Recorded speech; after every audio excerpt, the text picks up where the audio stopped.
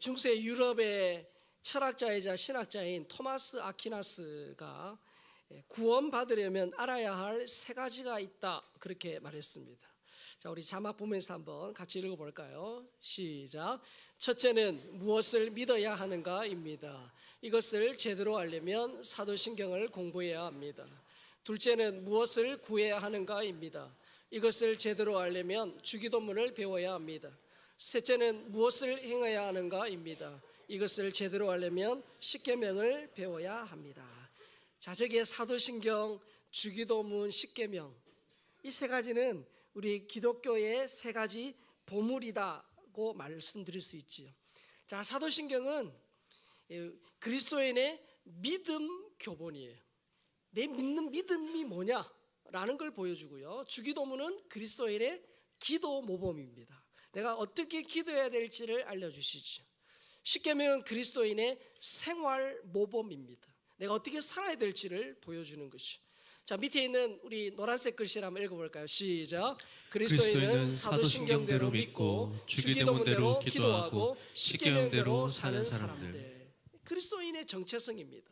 우리 사도신경대로 믿고 주기도문대로 기도하고 십계명대로 사는 사람들이지요. 그래서 이 사도신경과 주기도문과 십계명은 우리 그리스도인의 필수 암송문이에요. 암송하니까 이제 부담되시는데 이미 여러분 알고 계시는 거예요. 자, 성경책 여러분 가지고 있는 성경책 보시면 가장 앞에 뭐가 나오죠? 딱 보시면 여러분 성경 한번 보세요. 가장 뭐가 나와요? 가장 처음에 딱 뚜껑 열면 주기도문 나와요. 그 다음에 사도신경, 그리고 뒤로 가면 십계명.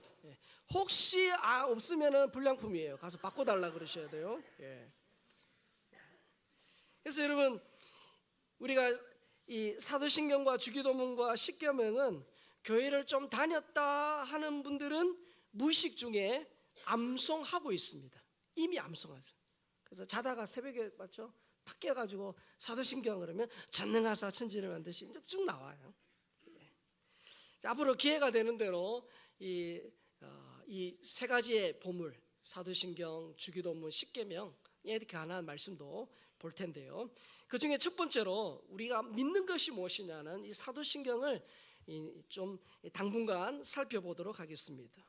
자, 우리 가운데는 교회 오신 지가 오래되지 않아서 사도신경 우리가 예배 때 외우지만 나 잘 몰라 하시는 분들도 있을 겁니다. 익숙치 않은 분도 계실 거예요. 자, 그런 분들은 이 사도신경이 내가 무엇을 믿어야 되는지를 가르쳐 주기 때문에 여러분 이 사도신경을 또 설교할 때 매주일 여러분들이 집중해서 한번 들어보시면 좋겠습니다. 그래서 여러분들이 메모하면서 이 사도신경을 이렇게 듣다 보면 어느 순간에 이 사도신경의 활자, 이 글자가 살아서 내 가슴 속으로 들어오고 이 사도신경의 내용이 믿어지는 그날이 올 것입니다.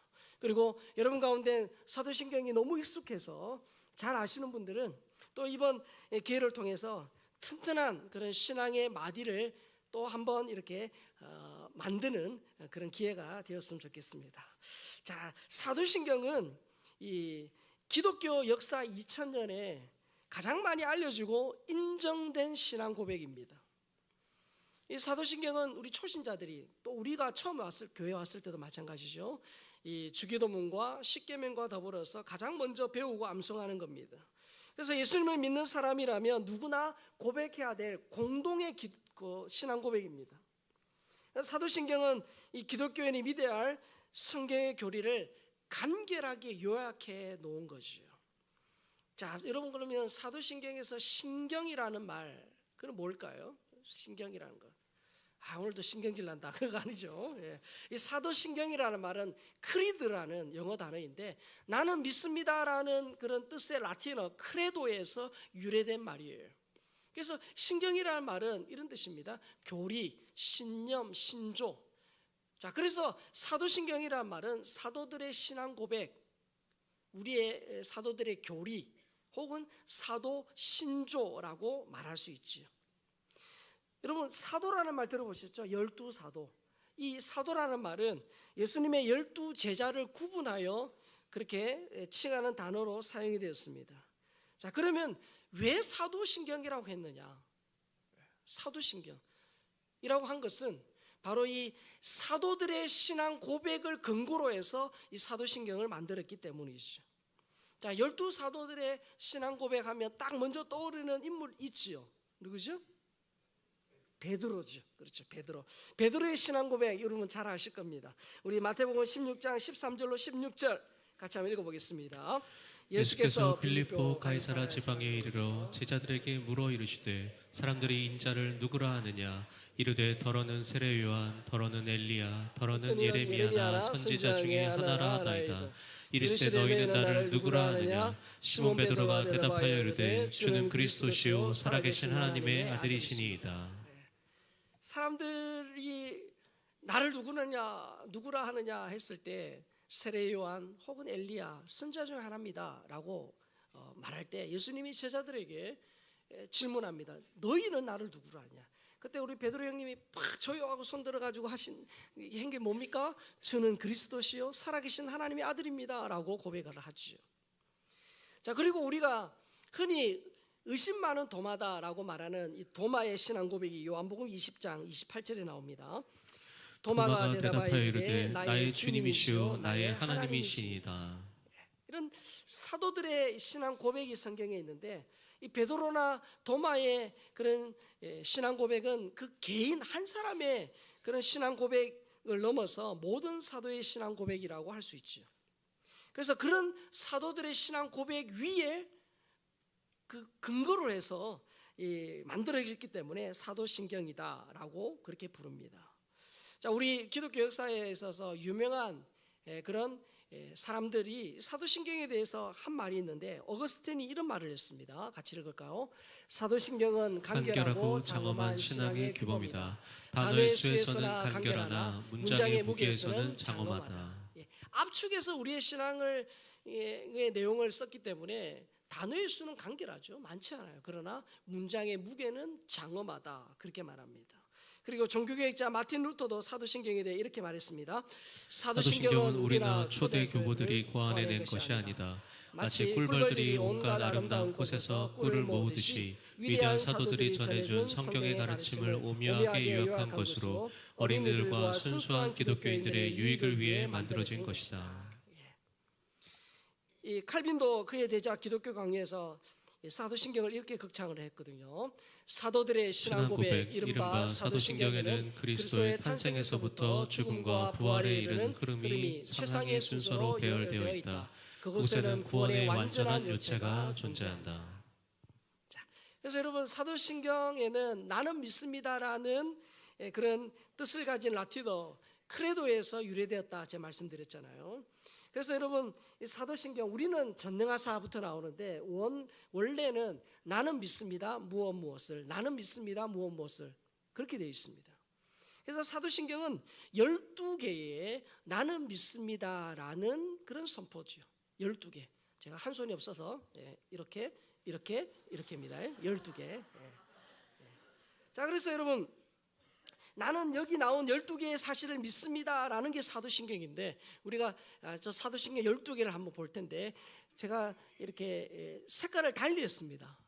그것은 또 한번 보고요. 우리 12개를 한번 같이 한번 암송하고 또 읽어보도록 하겠습니다. 시작. 전능하사 천지를 만드신 하나님 아버지를 내가 믿사오며 그 외아들 우리 주 예수 그리스도를 믿사오니 이는 성령으로 잉태하사 동정녀 마리아에게 나시고 본디오 빌라도에게 고난을 받으사 십자가에 못 박혀 죽으시고 장사한 지 사흘 만에 죽은 자 가운데서 다시 살아나시며 하늘에 오르사 전능하신 하나님 옆에 앉아 계시다가 저리로서 산자와 죽은 자를 심판하러 오시리라. 성령을 믿사오며 거룩한 공회와 성도가 서로 교통하는 것과 죄를 사하여 주시는 것과 몸이 다시 사는 것과 영원히 사는 것을 믿사옵나이다. 아멘. 우리가 이것을 예배 때마다 고백하잖아요. 이 12가지 나는 믿습니다 했을 때 첫 번째 빨간 끈은 전능하사 천지를 만드신 하나님 아버지를 내가 믿사오며 누구죠? 성부 하나님에 대한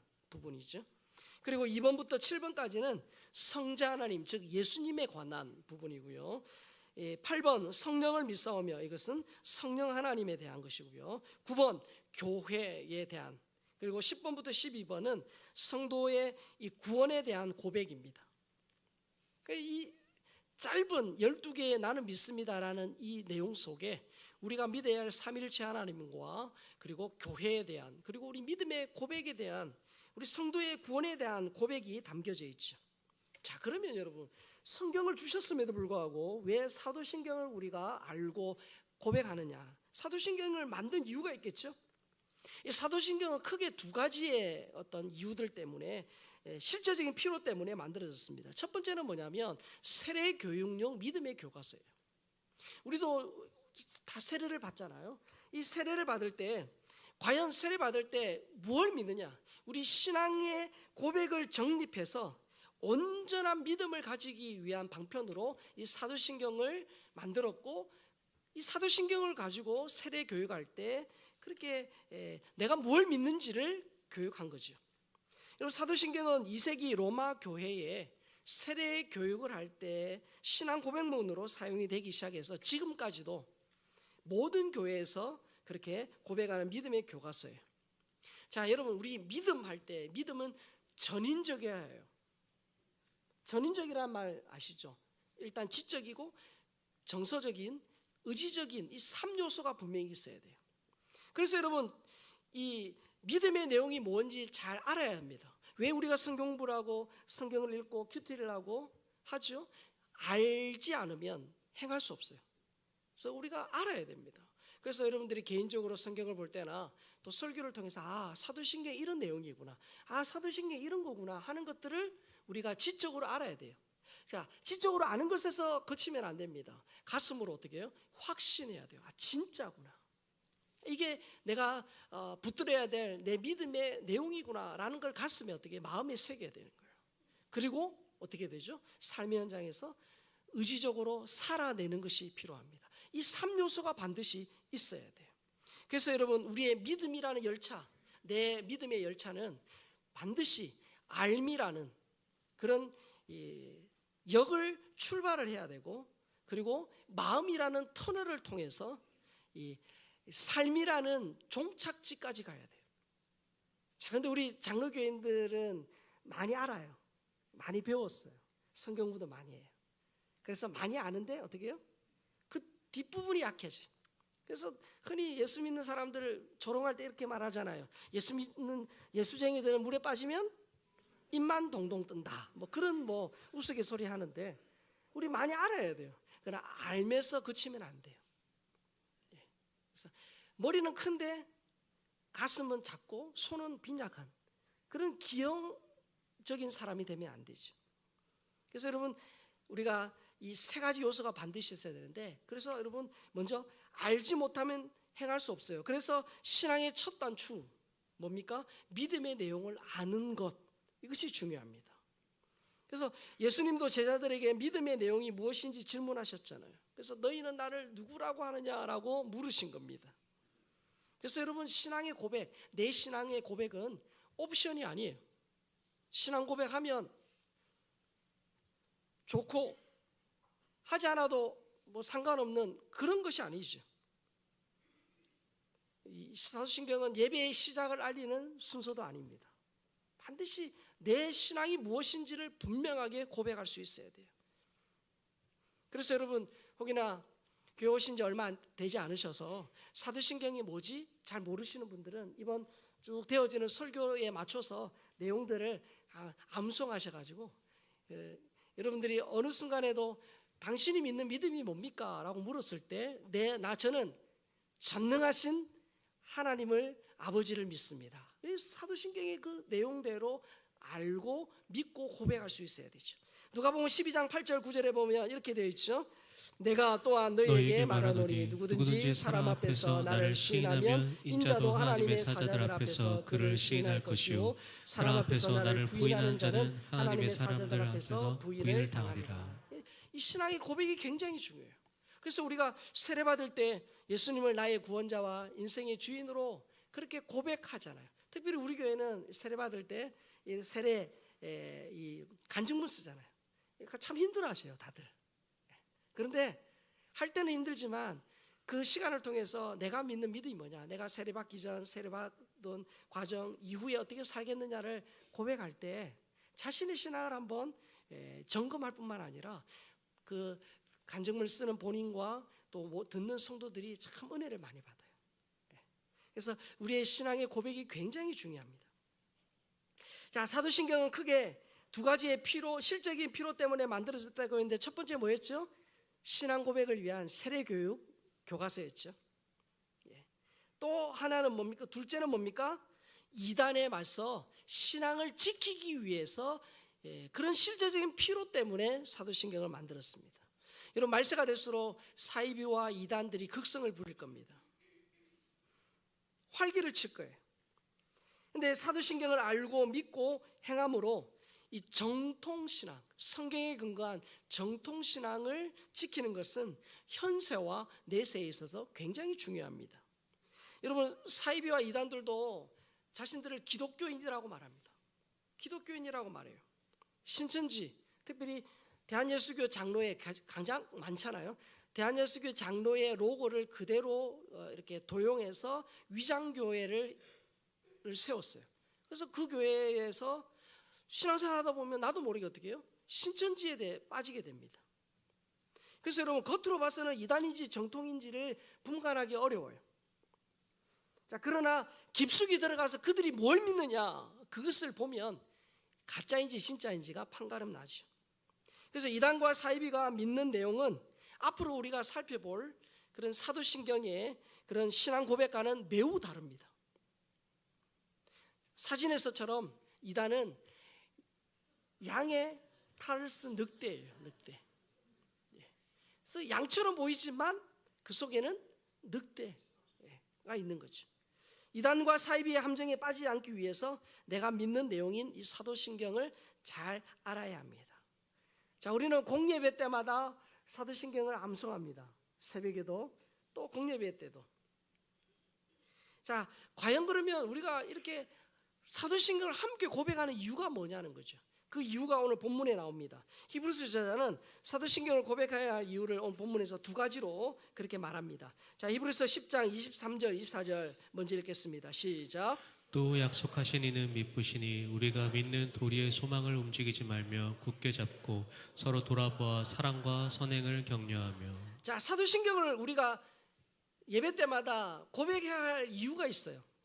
그 첫 번째 이유는 뭐냐면, 따라해 봅시다. 성도의 하나됨을 위해. 성도의 하나됨을 위해. 우리가 사도신경을 고백할 첫 번째 이유는 성도의 하나됨을 위해서요. 오늘 본문에, 금방 읽은 본문에 보니까 우리 믿는 도리의 소망을 움직이지 말고 굳게 잡고 그래 돼 있죠. 그리고 서로 돌아보아 사랑과 성령을 격려하며. 하나님은 우리가 믿는 그 믿음의 도리, 그 믿음의 끈, 그것으로 우리를 하나로 묶어주시고 서로 어떻게 해요? 돌아보아 사랑과 선행을 격려하기를 원하세요. 아까 제가 말씀드렸습니다. 사도신경이 만들어진 이유가 뭡니까? 세례 교육용 교과서예요. 여러분, 세례가 뭡니까? 그리스도와 하나 되는 거예요. 그리고 세례를 통해서 우리가 한 가족, 하나님을 아버지로 믿는 한 가족 하나 되는 것을 의미합니다. 그래서 서로 다른 성도들이 이 사도신경이라는 이 공통의 신앙 고백을 통해서 한 가족이다라는 것을 확인하죠. 이 시간 우리 모두가 이 자리에 산정연교회 예배당에 함께 이렇게 예배를 드립니다. 한 장소에서 한 찬송을 부르고 같은 말씀을 들어요. 자, 근데 여러분, 엄밀히 따지면 우리는 나이도 다릅니다. 또 성별도 달라요. 고향도 다르고, 그리고 우리 재능이나 취미도 다릅니다. 우리 믿음의 정도도 다르고 신앙의 어떤 연륜도 다 달라요. 그렇게 말합니다. 쌍둥이도 세대 차이가 있다, 이렇게 말합니다. 그런데 여러분, 우리는 같은 것보다 다른 게 너무 많아요. 너무 많아요. 그러나 우리는 조금 전에도 사도신경을 고백했듯이 사도신경이라는 이 믿음의 끈으로 하나 된 한 가족인 것을 날마다 확인하는 거죠. 상황이나 조건은 다르지만 같은 신앙을 고백하는 순간 우리는 예수 안에서 한 가족임을 믿습니다. 그래서 우리가 한 가족으로 서로 돌아보아. 여러분, 우리 가족이 누가 아프다, 힘들다 하면 가족이 도리로서 돌아보잖아요. 마찬가지예요. 우리가 한 믿음으로 한 가족이기 때문에 성도의 아픔이 내 아픔이고 그들이 힘들고 어려울 때 손잡아주고 격려해주고 기도해주는 거죠. 초대교회로부터 지금까지 앞으로 또 우리 다음 세대까지 이 시간과 세대를 넘어서 믿음의 끈으로 하나로 하나님 묶어 놓으셨어요. 그게 바로 사도신경이죠. 자, 하나님은 시대와 또 세대를 묶을 뿐만 아니라 어떻게요? 장소와 또 인종 또한 하나로 묶으세요. 뭐를 통해서? 사도신경을 통해서. 예전에 제가 아프리카 탄자니아에 선교하러 간 적이 있어요. 그들에 비하면 저는 완전 백인입니다. 맞죠? 그들과 함께 예배를 드리는데 사도신경을 함께 고백해요. 그들은 그들의 언어로, 저희는 한국어로. 또 우리가 이 캄보디아에서 그리고 필리핀에서 중국에서 선교지 현장마다 우리 선교사님들이 간 곳에는 우리 선교사님들이 사도신경을 그들로 하여금 가르치고 함께 암송할 때 장소와 인종을 뛰어넘어서 믿음의 끈으로 하나로 묶어주시죠. 우리 북한의 지하교회 성도들도 마찬가지예요. 같은 신앙 고백을 통해서 한 하나님을 믿는 그런 한 가족이라는 것이, 피부색과 언어와 식습관과 문화의 차이를 극복하는 믿음의 공통 분모가 바로 사도신경이에요. 사도신경. 미국의 어느 작은 마을에 왼발 침례교회라는 곳이 있다고 합니다. 그 마을에 사는 한 학생이 그 교회를 지나갈 때마다 야, 이름 참 희한하다 그러면서 웃으면서 지나갔어요. 어느 날 마을의 어떤 사람으로부터 그 이름의 유래를 듣게 된 거예요. 이유는 이러합니다. 수년 전에 그 교회에서 세족식, 즉 발을 씻기는 그런 의식을 하는데 왼발부터 씻길 거냐 오른발부터 씻길 거냐 이것 때문에 옥신각신 논쟁이 된 거예요. 그래가지고 다투다가 왼발을 먼저 씻어야 된다라는 사람들이 교회를 뛰쳐나와가지고 교회를 세웠는데 이름을 뭐라고 지었다고요? 왼발 침례교회라고 지었다. 누가 꾸며낸 얘기인지는 잘 모르겠지만 뭘 얘기합니까? 하나님의 자녀들이 정말 모여있는 교회도 이런 이상한 이유로 싸울 수 있다는 거예요. 지상에 있는 교회는 어떤 교회도 완벽하지 않아요. 왜? 내가 완벽하지 않으니까. 목사인 저부터 죄인이고 완벽하지 않은 목사부터 시작해서 모든 성도들이 완벽하지 않은 성도들이 모여 있으니 우리 가운데 그런 갈등과 어려움이 있을 수밖에 없죠. 그럼에도 불구하고 동서고금 빈부귀천 남녀노소를 뛰어넘어서 한 믿음의 고백을 한다면 예수 안에 한 가족이에요. 한 가족. 사도신경을 통해서 믿음의 끈으로 묶어주신 거죠. 여러분, 사도신경을 고백해야 할 첫 번째 이유가 바로 성도의 하나됨이라고 말씀드렸어요. 두 번째 이유는 본문 25절에 나옵니다. 같이 읽을까요? 시작. 모이기를 피하는 어떤 사람들의 습관과 같이 하지 말고 오직 권하여 그날이 가까움을 볼수록 더욱 그리하자. 자, 사도신경을 통해서 하나님이 우리 성도를 하나대로 묶어주셨다면 두 번째 이유는 바로 영적 전쟁 승리를 위해서요. 자, 모이기를 피하는 어떤 사람들의 습관, 그 당시에도 그런 이 잘못된 가르침, 나아가서 예수 그리스도의 신성과 인성을 부인하고 예수 그리스도의 구세주임을 부인하는 또 성도들을 미혹하는 세력들, 그 세력들과의 영적 전쟁에 승리하기 위해서 이 사도신경을 주신 거예요. 아까 말씀드렸습니다. 사도신경이 만들어진 이유가 뭐라고요? 이단들이 계속 미혹하기 때문에 우리가 믿는 믿음이 뭔지를 간결하게 요약한 거죠. 그래서 성도의 믿음을 무너뜨리는 이단을 이기기 위하여 사도신경이 만들어졌습니다. 그래서 여러분, 이단을 이기는 가장 강력한 무기는 뭐냐면 내 신앙을 고백하는 거예요. 자기가 믿는 예수, 하나님이 누군지를 믿음으로 고백하는 거예요.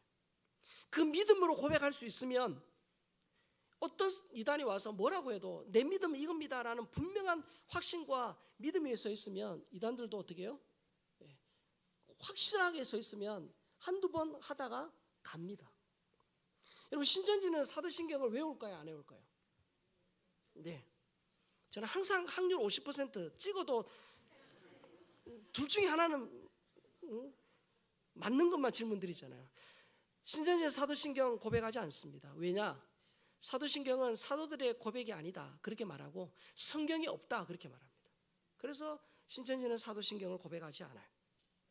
자, 그런데 여러분, 우리가 앞으로 살펴볼 성부 하나님, 성자 하나님, 성령 하나님, 교회, 그리고 우리 성도들의 그 구원의 고백, 이것을 만약에 믿지 않는다, 고백하지 않는다, 그 사람은 거짓 신앙이거나 아니면 병든 신앙이에요. 스티브 핫산이라는 미국인이 있습니다. 이름은 저 중동계 같은데 하여튼 미국인이에요. 자, 그가 젊었을 때 문선명 어디죠? 통일교죠. 문선명을 재림주로 믿는 그 통일교에 빠져서 통일교 신도로 살았습니다. 근데 통일교 활동을 열심히 하던 중에 사고를 당했어요. 다리를 다친 겁니다. 그래서 어쩔 수 없이 부모님과 함께 2달을 보내게 된 거예요.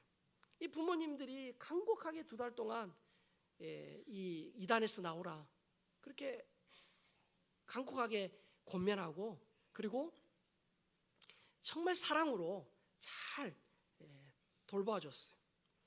이 부모님의 간곡한 부탁과 사랑의 그 마음이 변화되기 시작했습니다.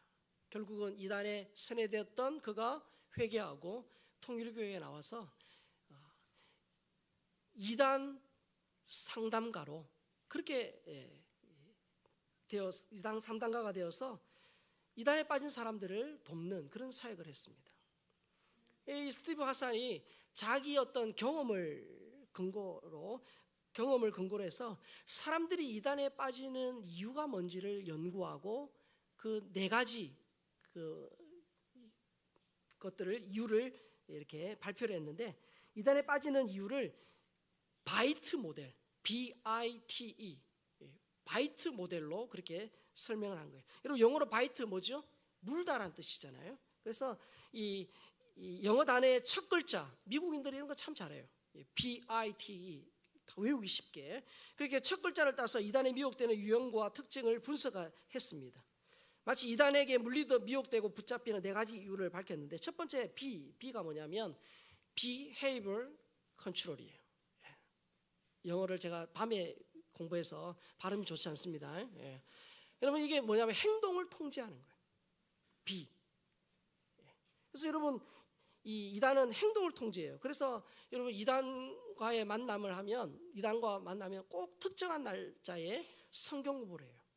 모임이 있어요. 특정한 옷을 입어요. 신천지들 보면 그 옛날에 그 있잖아요. 그 색깔이 치마 입고 막 그런 특별한 또 옷을 입거나 또 특정한 행동을 하는 행동의 변화가 있습니다. 자, 그러다 보니까 어떻게 해요? 친구와 또 멀어지거나 가족과의 갈등이 생겨요. 이단들은 이 행동을 통제합니다. 통제해요. 두 번째는 뭡니까? Information Control이에요. BI. 정보를 통제합니다. 정보. 신천지는 특별히 이단 가장 특색하는 이 신천지 이단은 인터넷 검색, 유튜브 시청 못하게 해요. 신문도 보지 못하게 해요. 왜냐? 그런 정보들은 선악과다. 너 그 선악과 먹는 날에는 죽는다. 그렇게 쇠뇌를 시키기 때문에 보지 못하게 합니다. 여러분, 정보가 통제되면요 어떻게 되죠? 바른 진리에 근거한 상식적인 결정을 내리기 어려워져요. 한 번만 신천지 뭐냐 딱 검색해 보면 다 나오잖아요. 쭉 나오는데 그걸 보지 못하게 하는 거죠. 세 번째는 뭐냐면 thought control이에요. 사고 통제를 한다는 거죠. 꼭 이단들은 교리 교육을 합니다. 성경부를 해요. 반드시. 왜? 성경부를 통해서 사고를 통제하기 때문이에요. 여러분, 정통교회, 우리 교회 지금 어성경 하고 있고 또 여러 모임들 또 예배들 끝에 꼭 모든 모임을 마치고 또 모든 교육 끝에 누가 드러나야 돼요? 누가 드러나야 돼요? 예? 예수님이 드러나야 돼요. 예배를 드리고 모임을 하고 성경을 하고 나면 끝에 내가 예수님 말씀대로 살아야지, 내가 예수님을 닮아 살아야지, 그런 예수님이 드러나야 되는데 이단들은 성경부하고 나면 끝에 누가 꼭 나와요? 네, 교주가 나와요. 그리고 잘못된 이단 교리가 딱 나와요. 그게 잘못된 거예요. 그걸 통해서 사고를 통제하는 거예요. 마지막 이 4번째는 뭡니까? emotional control이에요. 그들은 감정을 통제합니다. BITE, 감정을 통제해요. 이단은 특별히 이 인간과의 끈끈한 관계를 통해서 감정을 통제합니다. 그래서 여러분 이단에 빠지면, 특별히 또 이단이라는 것을 가족이나 주위에서 알면 어떻게 해요? 멀리합니다. 그러면 관계가 멀어지죠. 그리고 감정적으로 외로워져요. 관계가 단절되니까. 그러면서 여러분 누군가를 더 의지하려는 마음이 커집니다. 그리고 자신의 선택이 틀리지 않았다는 것을 증명해 보이려고 애를 쓰죠. 자, 그럴수록 어떻게 해요? 이단에 더 깊이 들어가고 특별히 그 사람들과의 관계가 더 친밀해져요. 그래서 나중에는 교리적인 이유가 아니라 이 감정, 즉 정서적인 이유들 때문에 이단에서 나오지 못하는 경우가 생기는 거예요. 자, 이런 네 가지 어떤 그런 과정을 통해서 이단에게 미혹이 되는 거예요. 이런 이단의 미혹과 유혹은 갈수록 어떻게 해요? 교묘해질 것입니다. 그러나 여러분 두려워하지 마세요. 염려하실 거 없어요. 왜냐? 하나님 주신 이단 백신이 있어요. 그게 뭡니까?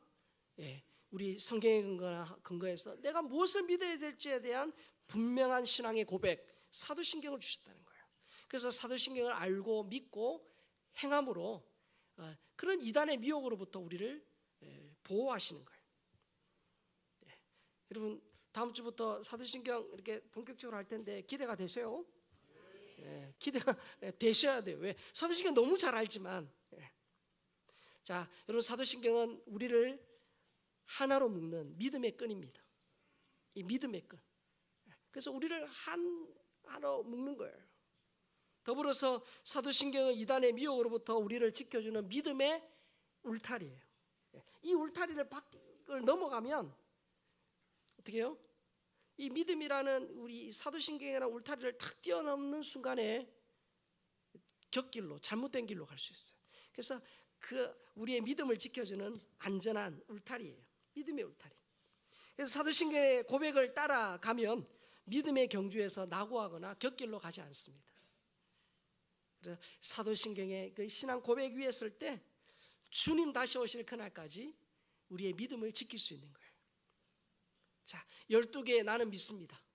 특별히 사도신경이 익숙치 않은 분들은 이번 설교를 쭉 진행되면서 이 말씀을 꼭 암송하시고 이 말씀이 믿어지도록 기도하시고, 특별히 12개의 나는 믿습니다라는 고백이 저와 여러분들의 가슴 깊은 곳에서부터 우러나오는 하나님을 향한 믿음의 고백이 될 수 있기를 주의 이름으로 축복합니다.